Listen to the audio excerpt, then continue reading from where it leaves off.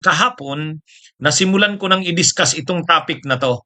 Kaya lang sabi ko, mayroon akong mas mahabang topic tungkol na sa punto por puntong sagot ni retired Senior Associate Justice Carpio kay Rodante Marcoleta. Kaya doon sa sabi ni Marcoleta na kakasuhan niya ng treason o katraidoran, pagtatraidor itong si retired Senior Associate Justice Carpio. Kahapon, ang sabi ko, ang una lang na diniscuss kahapon ni Justice Carpio, yung issue ng treason. Sabi ni Justice Carpio, paano mo naman ako kakasuhan ng treason? First year na law student. Sa College of Law, first year ka. Tinuturo na kaagad. Ang treason ay isang klase ng kaso na hindi pwedeng isampa. Walang treason, mga kabunyog, mga kababayan, yan yung malinaw na, ito yung sabi ni retired Senior Associate Justice Carpio kahapon. Diniscuss ko na ito kahapon, mga kabunyog, mga kababayan. Every first year law student knows that treason cannot be committed during peacetime. The crime of treason can be committed only if the Philippines is at war. That is clear in Article 114 of our revised penal code. Yan. In-interview si retired Senior Associate Justice Carpio, sinagot niya yung issue na yan ni Marcoleta, nakakasuhan niya daw ng treason. Na-discuss ko na po yan kahapon, mga kabunyog, mga kababayan. May mas mahabang sagot, mas may detalyado, mas may punto por puntong sagot si retired Senior Associate Justice Antonio Carpio dito kay Marcoleta. Babasahin natin yan. Pero ito palang sagot niya kahapon. Diniscuss ko na to kahapon, matindi na eh. Anong ibig sabihin niya? Mga kabunyog, yung sinasabi na yan ni Carpio na revised penal code, alam nyo kaming mga lawyer, sa first year law namin, may criminal law subject. Ang criminal law subject namin, criminal law 1, first semester yan sa criminal law. Pag first year ka, first semester, criminal law 1. Ang pag-aaralan mo sa criminal law 1, yung mga concept sa crime. Yung mga concept sa crimes, yung criminal law concepts. Pag second semester mo, first year, pag-aaralan mo na yung mga krimen sa ilalim ng revised penal code. Yan kasing RPC o revised penal code, yan yung kodigo. Ibig sabihin, yung revised penal code, nandyan na yung mga krimen. Lalo na yung mga lumang krimen, mga murder, homicide, rape, nandyan na yan. Ngayon, sa Article 114 ng revised penal code, yan yung crime of treason. Treason. Sa definition, sa definition ng treason, mga kabunyog, mga kababayan, ito ay nakukumit sa panahon ng may gera ang Pilipinas sa ibang bansa. Tapos kumampi ka sa kalaban na bansa. O yan yung treason. Kaya yun ang sinasabi ni Carpio na hindi naman pwedeng magkaroon ng treason pag walang war. Peacetime tayo ngayon. Kahit pa mayroon tayong tension sa China, hindi naman pwedeng kasuhan ka ng treason. Kaya nga 'di ba sila Marcoleta, sila Cayetano, sila Padilla, kahit ganyan hindi mo makasuhan ng treason. Kasi nga ang treason ay pwede lamang ikaso sa panahong mayroon tayong war. Mayroon tayong war. Pero wala naman tayong war eh. So yan yung sinasabi ni Carpio. Ngayon, mga kabunyog, kaya yan yung sinasabi ni Carpio na pang first year naman yan na concept. Every first year law student knows that treason cannot be committed during peacetime. Anyway, na-discuss ko na yan kahapon. Na-discuss ko na yan. Ngayon, mayroon pang mas mahabang sagot si Carpio. Ito, basahin ko Basahin ko itong mas mahabang sagot ni Carpio, mas matindi to. Dito sa sagot na ito ni Carpio, lalong ito yung pamatay na sagot ni Carpio. Mga kabunyog, mga kababayan. Talagang matindi to. I will charge you with treason because of your decision in Magallona versus Ermita that shrunk our territorial sea. Oh. O ngayon mga kabunyog, ano ba yung sinasabing Magallona versus Ermita? Kung lagi kayong nakikinig sa talakayan ko, hindi pa man yan binabanggit ni Marcoleta laban kay Carpio, nasabi ko na yan. Sabi ko, alam nyo, magaling itong si Carpio. Kasi mayroon akong binibigay sa mga estudyante ko sa Constitutional Law 1, mayroon akong binibigay na kaso. Ang pangalan ng kaso ay Magallona versus Ermita. Sino ba kasi yan si Magallona? Sino si Ermita? Si Ermita dyan, yan yung executive secretary. Executive secretary yan. Panahon ni Gloria, yan yung executive secretary, si Ermita. Ano? Mga kabunyog, mga kababayan. Ngayon, ano ang kaso dyan? Ang nagsampa ng kaso sa Supreme Court ay yung grupo nila Professor Merlin Magallona. Si Professor Merlin Magallona ay professor sa UP. Professor sa UP. So nag-file sila ng kaso sa Korte Suprema. Ano ang kaso nila? Ang kaso sa Korte Suprema, petition questioning the constitutionality of Republic Act 9522. Yun yung kaso, yung issue. Constitutional ba ang Republic Act 9522? Yan yung yan yung pinaka-issue. Bakit? Kasi mga kabunyog, yung yumaong si Miriam Defensor Santiago, nagpasa siya ng isang batas. Siya ang main author. Republic Act 9522. Bago yan naging Republic Act, syempre pag Republic Act na, batas na. Bago naging batas, itong si Miriam Defensor Santiago, nag-sponsor ng panukalang batas. Siya ang author. Senador siya, senador. Ano ang laman ng panukalang batas? Binago yung pagguhit ng ating archipelagic baseline. Yung ating archipelagic baseline, binago. Mga kabunyog, nabago yung drawing ng archipelagic baseline natin. Nung naging pagbabago, yung dati kasing pag-drawing ng archipelagic baseline, rectangular. Ito yung Pilipinas, tapos yung territorial sea natin, rectangular. Ibig sabihin, kung rectangular yan, malaki nga ang ating territorial sea. Problema, yung ganong pag-drawing ng ating archipelagic baseline, hindi yan sang-ayon sa nakalagay sa UNCLOS, yung United Nations Convention on the Law of the Sea. Ang UNCLOS kasi 1982. Ngayon, ang Pilipinas, sumali dyan sa UNCLOS na yan at nag-ratify tayo niyan 1984. So, ang gusto nila dating senador Miriam Defensor Santiago, ayusin na natin ang drawing ng ating archipelagic baseline, sundin na natin kung ano ang nakalagay sa UNCLOS. Kasi yung lumang pag-drawing ng ating territorial sea, based dun sa lumang sistema, rectangular. Hindi pwedeng rectangular ayon sa UNCLOS. Ang nakalagay sa UNCLOS dapat kung ano yung curve, yung forma ng ating, di ba ganyan yung Pilipinas? Susunod dapat dyan ang ating archipelagic baseline. So ngayon, ang ginawa ng Republic Act 9522, gumawa ng bagong drawing ng ating archipelagic baseline. Sinunod na yung korbada ng ating yung ating baseline. Hindi na siya rectangular. Ngayon, nang ginamit yung ganon, lumiit ang ating territorial sea. Lumiit ang territorial sea natin. Yan yung sinasabi ni Marcoleta na treason. Bakit sinurrender natin ang territorial sea? Lumiit siya. O ngayon, ang punto dito, una, sino ba ang sumulat ng batas? Hindi naman si Carpio. Supreme Court siya eh. Ang sumulat ng batas, sila Miriam Defensor Santiago. Nakalusot sa House, nakalusot sa Senate, naging batas, pinirmahan ng Presidente. Republic Act 9522 na. Kaya lang, question sa Korte Suprema. Pagdating sa Korte Suprema, na-assign kay Carpio. Ibig sabihin, siya yung sumulat ng desisyon.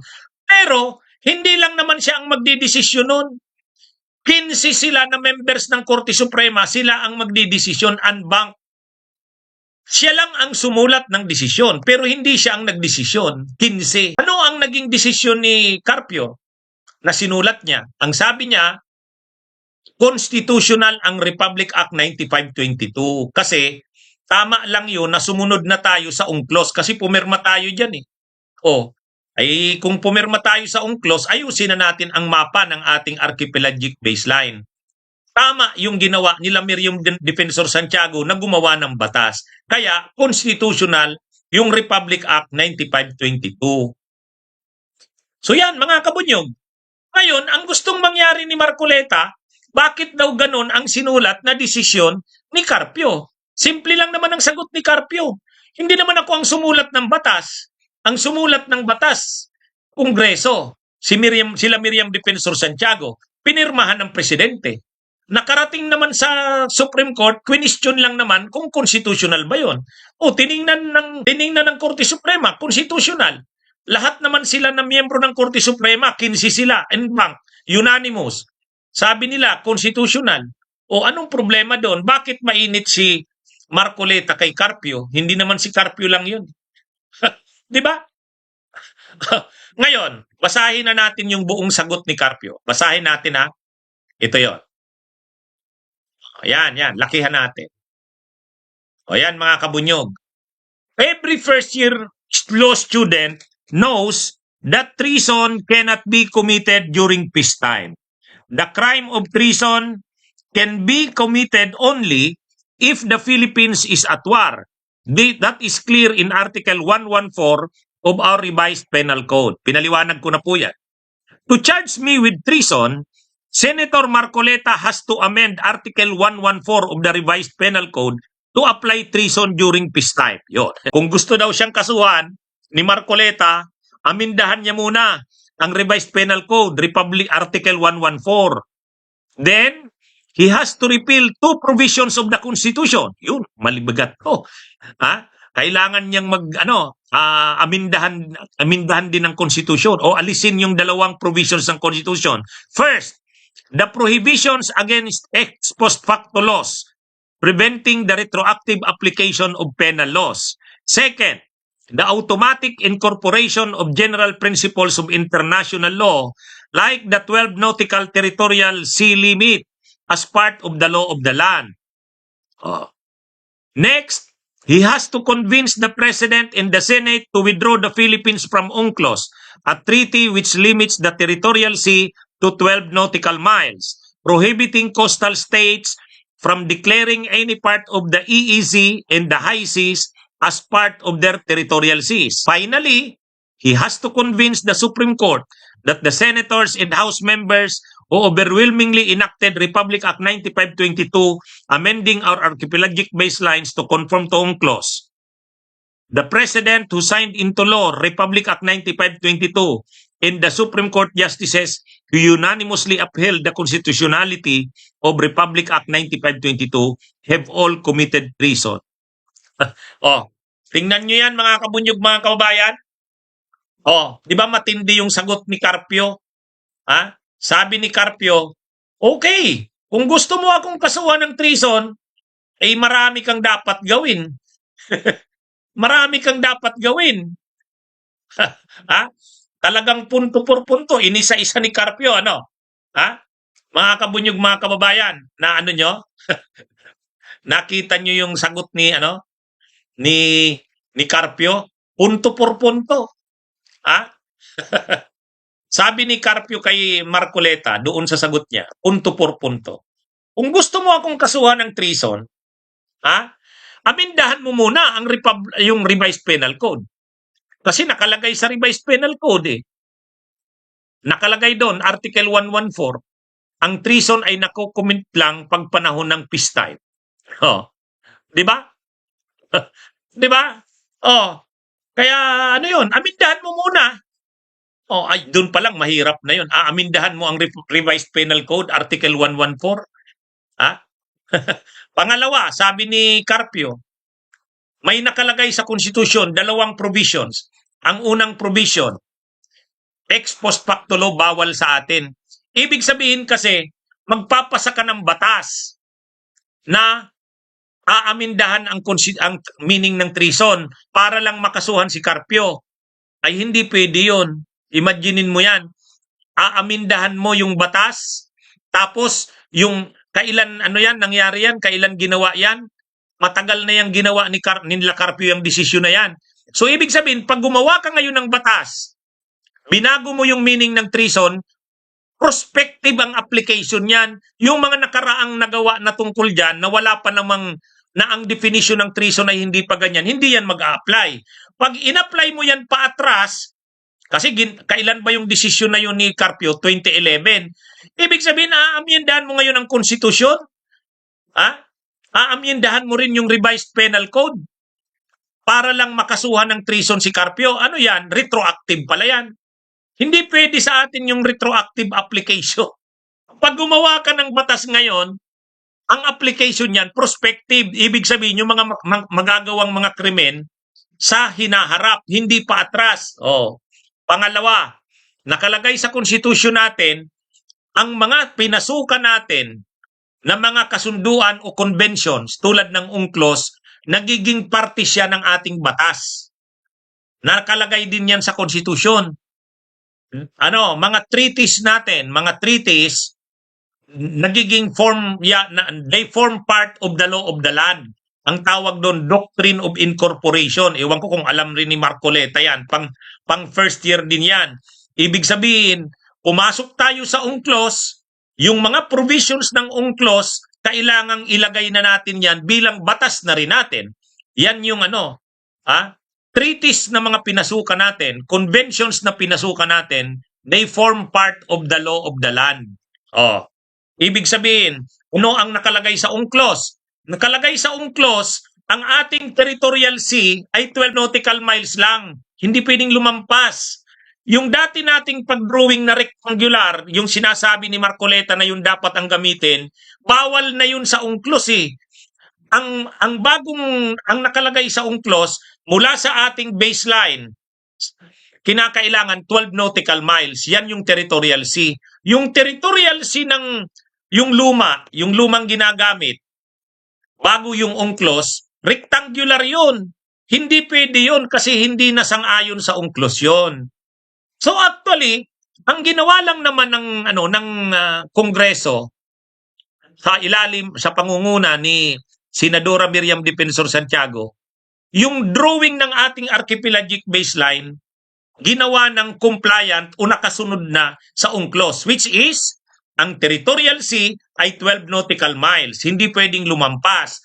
Yung dati nating ginagamit, na yun yung sinasabi ni Marcoleta, malaki ang territorial sea doon.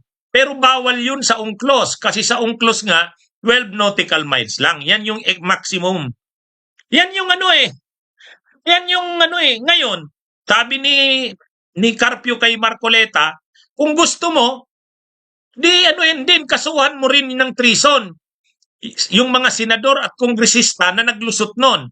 Pangalawa, kasuhan mo rin ng treason yung presidenteng pumirma doon. Pangatlo, kasuhan mo ng treason yung mga kasamahan kong members ng Supreme Court, unanimous, 15 sila.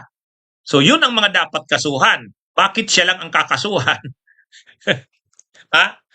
Kung mga kabunyog, nakukuha nyo yung ang daming, hindi naman si Carpio ang gumawa ng batas na yun. Kahit yung desisyon na yun, hindi naman siya lang. 15 yung members ng Korte Supremang nag-decide nun. Siya lang yung sumulat ng desisyon. Parang inassign sa kanya yung pagsulat ng desisyon. Pero may desisyon na yon. Nag-decide na ang Korte Suprema na tama yung batas na yon. Constitutional. Anyway, dahil doon, nang lumaban tayo sa Permanent Court of Arbitration, ginamit yung Republic Act 9522. Pinakita natin sa Permanent Court of Arbitration na ang Pilipinas ay sumusunod sa UNCLOS. Samantalang ang China ay hindi. Yan yung issue diyan, mga kabunyog, mga kababayan. Kaya dito, punto por punto yung sagot ni Marcoleta, inisa-isa't ay ni Carpio. Di ba matindi yung pagkakasagot na ganun? Mga kabunyog, mga kababayan? Kaya, na ito, mga kabunyog, mga kababayan? Itong naging sagot na ito ni Carpio Wala na. Doon pa nga lang sa argumento ni Carpio na diniscuss ko kahapon, ano yung argumento ni Carpio? Ang first year law student naman yan. Hindi mo ako pwedeng kasuhan ng treason. Kasi ang treason nakukumit sa panahon na may gera. Sa peacetime, hindi. O, doon pa lang, durug na eh. Ay ngayon, mayroon pang mas detalyadong paliwanag si Carpio. Oh, di ba? Kaya ewan ko kung anong paano sasagutin ni Marcolet. Ha? Oh, mga kabunyog tapos ngayon, ang sabi ni Marcoleta, napanood ko yung interview sa kanya sa GMA. Ang sabi ni Marcoleta, yung treason naman daw doon na ginamit niya, hindi naman daw yan yung treason sa revised penal code. Mayroon pa bang ibang treason? Gusto mong kasuhan si Carpio ng treason, di siyempre gagamitin mo revised penal code. Saan mo pa ba makikita ang treason? Kakasuhan mo siya ng treason, hahanapin mo anong batas ang treason. Ay revised penal code yan. Kaya paano? Ewan ko, hindi ko maintindihan to si Marcoleta. Ang sabi ni Marcoleta, ang treason daw na yon, na ikakaso niya kay Marcoleta, kay Carpio, hindi naman daw yan yung treason sa revised penal code. Ito bang treason? Mayroon pa ba tayong ibang batas tungkol sa treason? Wala naman Wala naman. Yung treason ay nasa revised penal code, Article 114. Wala nang ibang treason. Kaya, ewan ko ba? Hindi ko talaga maintindihan. Saka yun na nga, simple lang naman ang sagot ni Carpio. Sabi ni Carpio, hindi naman siya ang gumawa ng batas na yan. Republic Act 9522. Kongreso ang gumawa niyan. Pinirmahan niya ng presidente. Kasuhan mo yung mga senador at kongresista at presidenteng gumawa niyan. Nakarating lang naman kasi sa sa Korte Suprema kasi question nga. Question sa Korte Suprema. Pero ang naging desisyon ng Korte Suprema, constitutional. Yung argumento ni Marcoleta na nabawasan ang ating territorial sea, na ano na rin yan, na-settle na yan sa kaso na yan ng Magallona versus Ermita. Na-settle na yan, sinagot na yan. Nasagot na yan doon. Saka hindi naman si Carpio yung doon. Lahat ng members ng Korte Suprema ay ganun ang desisyon. Unanimous, unbanked. Diba? Yan mga kabunyog, mga kababayan. Kaya ang nangyari dito, wang ko, paano ito mananalo kay Carpio? Si Marcoleta, kakain talaga ito ng alikabok. Kaya mabuti nang hindi matuloy ang debate. Mukha nga, kaya palusot si Marcoleta ngayon kasi alam niyang tatalunin siya sa debate, kakain talaga siya ng alikabok. Ano bang sabi ni Marcoleta ngayon? Ang sabi ni Marcoleta, hindi daw siya makikidebate kay Carpio kung may limit ang pag-uusapan. Dapat daw walang limit ang pag-uusapan. Walang limitation. Siyempre, sabi naman kasi ni Carpio, okay, laban ako sa debate, pero ito yung gawin natin. 1, pagdebatehan natin 2 issues lang. Una, yung sinabi ni Marcoleta na wala tayong West Philippine Sea, hindi naman totoo yan. Yan ay imbento lang natin. Walang coordinates yan. So yun ang una. Mayroon ba talagang West Philippine Sea? Legal ba yan? Mayroon bang coordinates ang West Philippine Sea? Yun ang unang issue. Ang pangalawang issue, yung bang Kalayaan Island Group ay labas sa teritoryo ng Pilipinas? Yun yung yan yung pangalawang issue. Ngayon, sabi ni Marcoleta, hindi. Dapat hindi lang yan 2 issue na yan. Dapat lahat ng issues pwede nating debatehan. Sabi naman ni Carpio, hindi naman pwedeng ganun. Magdidebate tayo kung saan-saan mapupunta ang debate natin. I-limit mo yung issue sa kung saan lang. Actually, may willing nang mag-moderate saka mag-host. Ibig sabihin, sila yung gagasto sa venue, Sila yung magpo-promote ng ano sa media para may mag-imbitang media, may mag-cover. Ang grupo yung Philippine Bar Association. Ready na.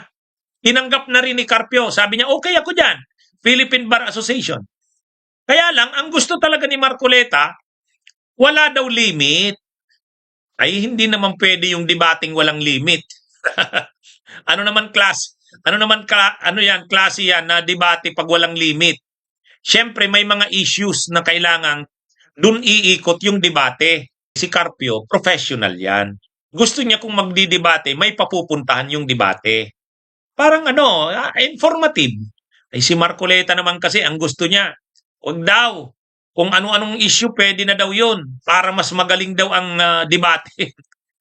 Sabi nga ni Dinmil Santa Maria, ay pagkaganyan na wala namang issue, pag-uusapan, walang limitations, hindi na debate yan. Talakayan na lang yan. Tama naman, ano? Ang gusto daw yata ni Marcoleta, sabi ni dating FAU din Santa Maria, si Mel Santa Maria, ay ang gusto yata ni Marcoleta, discussions, talakayan, hindi naman debate. Kasi pag debate, mayroong direksyon. Mayroong limit. Saan ba ano ba yung proposition? Resolve that. Ganun yan. Awang ko. Kaya, ang hirap dito. Kaya makikita nyo ako mga kabunyog. Napansin ko na yan kay Marcoleta nung nandun kami sa kamera, di ba? Yung pinatawag ako sa kamera, tapos tinatanong niya ako. Bawat sagot ko, binabara niya. Hindi ka naman kung saan-saan napupunta yung usapan. Wala. Talagang walang direksyon. Hindi na lang ako sumagot. Tumigil na lang. Kasi bawat sagot mo, babarahin ka. Bawat sagot mo, ganito, ganyan. Kung saan-saan napupunta. Sabi ko, wala ito. Nakita nyo yun? Walang saysay makisagutan dito. Pag sumagot ka dito, walang direksyon eh. Yun ang mahirap. Nakita ko na yan. Kaya nung bandang uli, sabi niya, hindi na ako sumasagot. Sabi niya, I want him to apologize, Mr. Chair. Ay sabi ko, I'm sorry, Mr. Chair. I will not apologize. I will not apologize. Tapos sinasite niya ako in contempt. Wala naman. Hindi naman pala siya member. Hindi naman pala siya member ng komite. Yan yung problema doon. Ako nakita ko na yan sa ugali ni Marcoleta eh. Ano siya? Gusto niya talaga kung ano-ano lang ang pag-usapan. Hindi pwede yun. Sa totoong debate, dapat mayroong disiplina. Mayroong disiplina. Hindi pwede yung ganun. Kaya si Carpio sabi niya, hindi ko aatrasan yung debate na yan. Pero ganito dapat ang pag-usapan. Ito yung issues. Bakit yung issues lang na yun ang pag-usapan? Kasi yun lang naman ang sinabi ni Marcoleta. Yun naman ang sinabi ni Marcoleta eh. Sabi ni Marcoleta, wala namang West Philippine Sea. Di ba?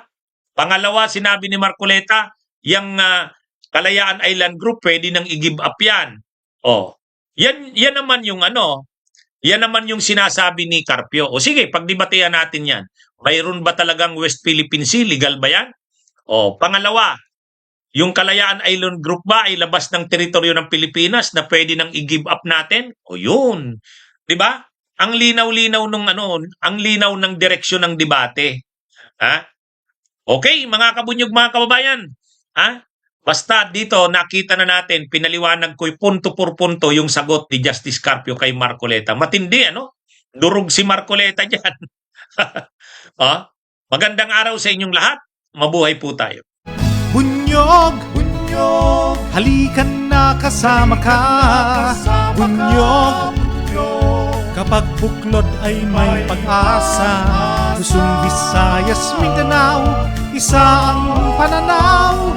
Sa bagong Pilipinas ang bunyog isisigaw. Bunyog.